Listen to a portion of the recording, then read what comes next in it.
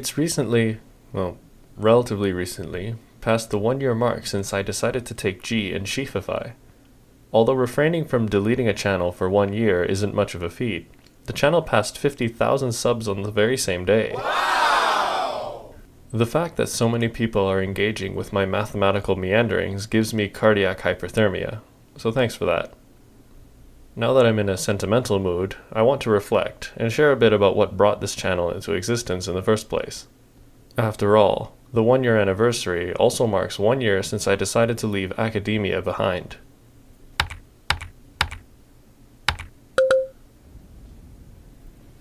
I'm going to be talking about my experience with academia primarily, but if you have other questions peripheral to the channel, feel free to drop a comment below. I'll compile my answers into some sort of Q&A video, probably.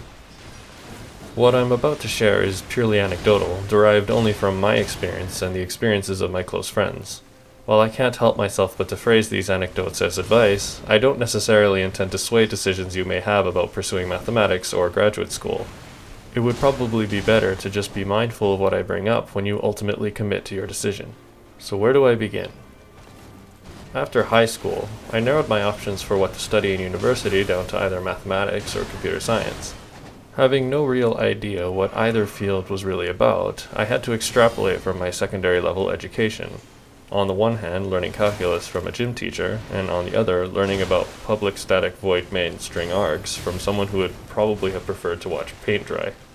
Can you guess which field I ended up choosing? That's right. I went into computer science. I mostly want to talk about my experience in mathematics, but let me just say that I actually really enjoyed my time in computer science. That said, I chose to enroll in the honors computer science program, not because I'm some kind of hotshot on the computer, but because the program planner was so empty that it allowed me to get the best of both fields. As long as I took enough high-level computer science classes, I was free to do whatever I wanted with the rest of my credits, so I spent them all on mathematics. While I had a lot of fun in computer science, those mathematics classes really blew my mind. Like many, I just thought that really hard calculus was all there was to mathematics, but to my delight, that was completely wrong. I took a particular liking to abstract algebra, but honestly I loved all of it. Mathematics really consumed me. It's a wonder my beauty receptors didn't completely burn out, because everything I learned was so damn cool, and I was in a perpetual state of awe. I think undergrad was the first, and unfortunately the last, time in academia that I felt such pure delight and unwavering passion. Graduate school was the natural next step. After all, I had my heart set on becoming a professor. It was the dream job. I loved exploring new topics in mathematics, I loved sharing this passion with others, and I also really loved teaching. Sure, I had some vague idea about how competitive the market was and how challenging grad school could be, but I graduated at the top of the Faculty of Science. Clearly I was built different. Right?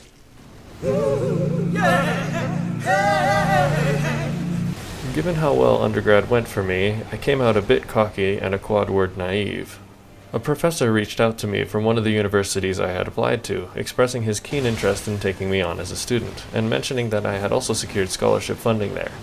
I was already partial to the university and the city itself, but I still decided to contact one of his old students to inquire about my to-be supervisor. I was told that the professor was very sharp and very intense. Given how gung-ho I was, I figured this was exactly the sort of professor I was prepared for, and so began my master's in mathematics. For the USians watching, the typical Canadian academic pipeline is to go from undergrad to a 2-year master's and then to a 4-year PhD. If you're wondering why I didn't enroll in a US school, it's because I didn't want a sprained ankle to put me into a lifetime of debt. In any case, I was not prepared for this professor. Not because he was intense, but because he was actually the complete opposite. He was frequently extremely and unapologetically late to meetings, on the order of 45 minutes or so, or meetings would overlap with people I had no research ties to. Despite reaching out to me himself to take me on as a student, it turned out he had never actually read my CV, so he didn't know anything about my interests or background. He actually based his impression of my mathematical background on my scholarship application.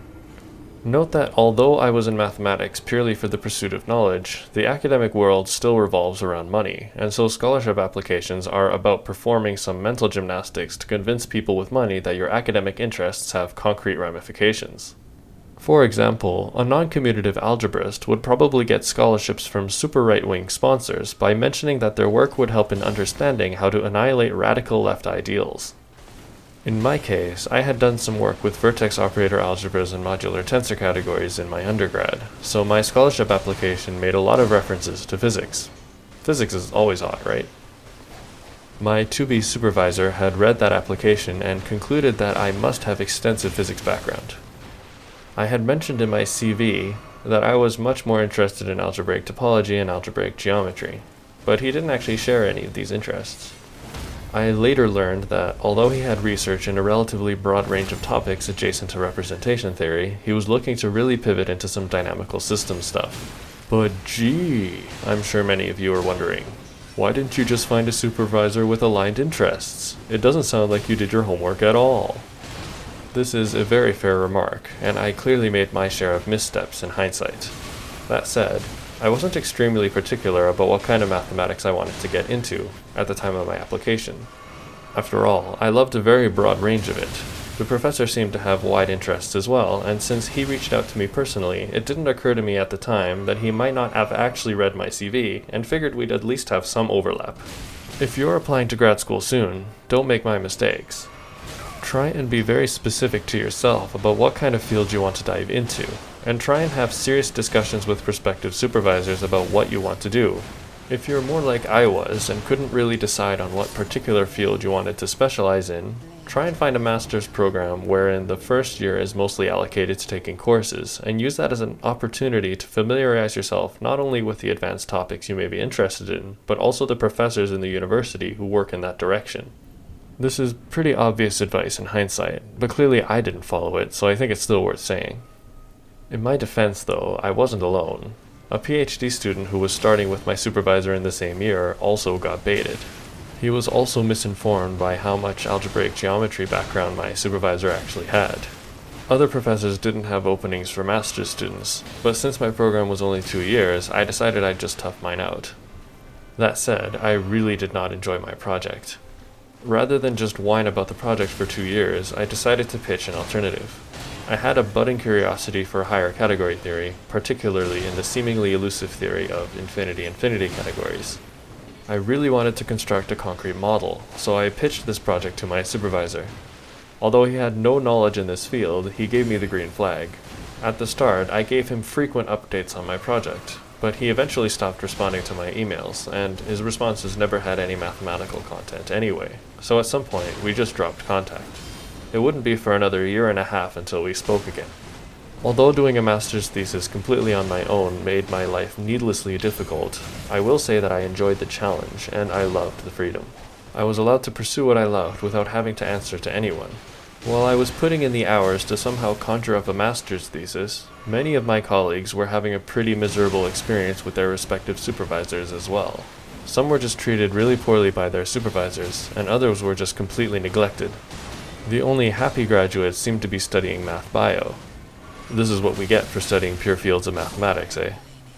The real fun was being a TA. It was pretty rare for a graduate student at this university to be able to teach courses, so most of us were stuck grading, and most of the graders were assigned to the huge courses, like engineering mathematics. There's nothing like striving to excel academically for years to earn the right to spend 8 to 12 hours every other week to grade up to 1,000 first-year engineering assignments. After the first 200 assignments, you'll have seen almost all of the possible combinations of mistakes students make. And after that, it's just pure mindless monotony while you try to sift through the disorganized streams of consciousness each student pukes onto the page. Many coping strategies were learned to deal with this, but what didn't help was the entitlement of some of the professors you end up working under. Even though almost every professor expects their own students to focus on their research, some of them forget that their TAs are also grad students and expect the TAs to view grading as the most important thing in their lives, even though that should really be their research. It's so important to know your rights as a graduate student because some profs really try to push you beyond your obligations. Fast forward 1.5 years, and I somehow miraculously put a master's thesis together. I reached out to my supervisor with my first completed draft. We were in the first wave of COVID at this point, so we had a chat over video, where I tried explaining the background and motivation chapters so that he could understand my actual contributions. After all, this wasn't his wheelhouse. To my utter shock, the guy fell asleep during this one-on-one call. I still can't believe it, even though I still remember this scene very vividly in my head. I was fortunately in correspondence with another professor at the university, who did work that was much closer to what I was studying, and we'd had frequent back and forth discussions to help clean up and iron out the proofs and layout of the thesis. It is almost entirely thanks to him that I know how to write academically at all.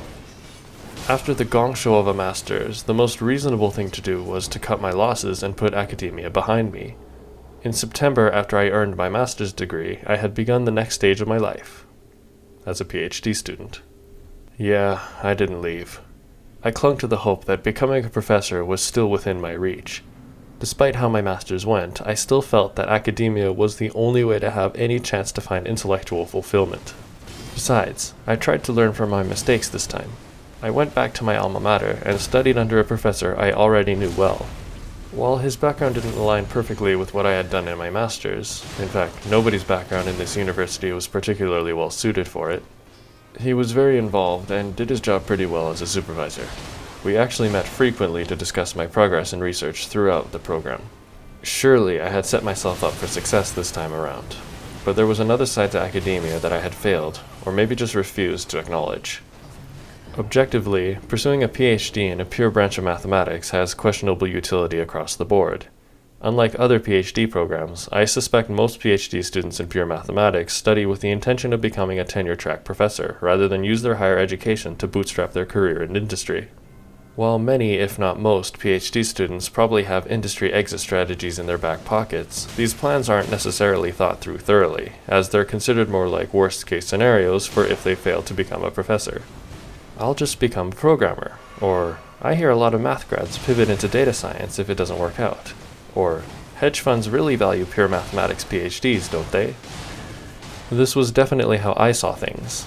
I have a computer science background, so if my PhD doesn't work out, I still have options.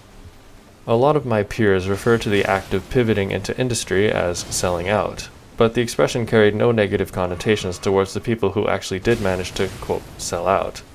Anytime we hear about people selling out to industry, the unanimous reaction was simply, wow, good for them for getting out.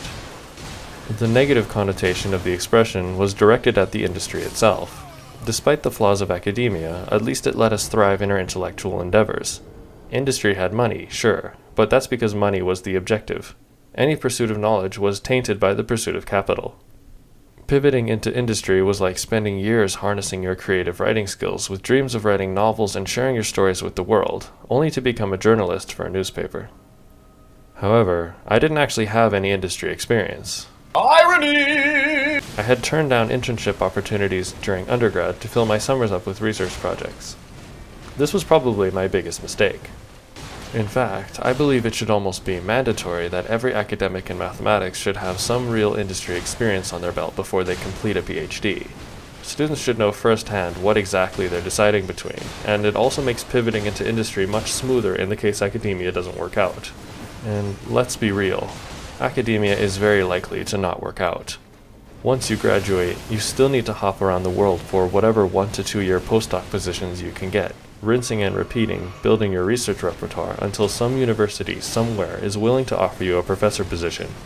But even then, you still have to grind to secure tenure, or else you might find yourself back on the market to do it all over again. After all, the academic market is incredibly competitive. Each professor trains several PhD students in their lifetime, but will only ever retire once. It took me much longer than it should have to realize what non-academics would see as obvious. Academia itself is an industry. Academics don't just do research and teach courses. Their paycheck has to come from somewhere, and a lot of this comes from research grants. As I've said earlier, this means academics have to make convincing arguments that their intellectual pursuits have merits that align with the interests of the institutions that finance their endeavors. At the end of the day, people with money need to care about what you're doing. What hit me personally was the realization that academia was not a meritocracy. I had the impression that academic success was a function of personal ability and the quality of the institution you came from, with most of the weight being on your personal ability. In particular, I had believed that academic success was largely determined by your own effort to do good research. However, just like in industry, your network is far more important. If academic success were a building, your mathematical skill is your ability to climb, but your network determines how many windows will be unlocked for you. Otherwise, even if you are a really strong climber, you may not have enough strength to reach the top floor windows, which are always unlocked. But seriously, those among my peers who have been having the most enjoyable experiences have extremely helpful supervisors, who give them opportunities I couldn't even ask for, and let their students into their strong, established networks. Perhaps surprisingly, these peers were also the least passionate about mathematics. Mathematics just happened to be what they had a knack for, but had they been more talented in any other field, that's what they'd be pursuing instead. This is not a slight on my successful peers, nor is this inherently a flaw of the academic system, though academia is fraught with flaws nonetheless. It is just a matter of course that you can't just work hard, you have to work properly according to the system within which you are working. This is, of course, obvious to anyone with a job. However, this is exactly my point. Just like any other industry, academia doesn't cater to you or your interests. I was certainly too naive, and this didn't fully register until I was already in my PhD. This is partially also because academia is a bit confused in this regard. Despite being a business, it still presents itself as a haven for intellectual pursuits. As a result, it runs very poorly as a business. For all of the high-level relevant experience you gain as a PhD, you will not be paid as much as you should compared to other industry standards. Since you've chosen academia because of passion, it's also almost expected that it will consume your life.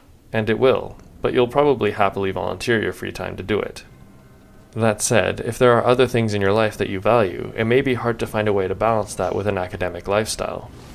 Once I finally earned my PhD, I ultimately decided to leave academia behind and pivot into industry. Despite how long I've just spent whining about academia and how much grief it caused me along the way, choosing to leave was an extremely difficult decision for me. After all, I love doing mathematics, and after devoting nearly a decade to it, mathematics made up a large part of my identity.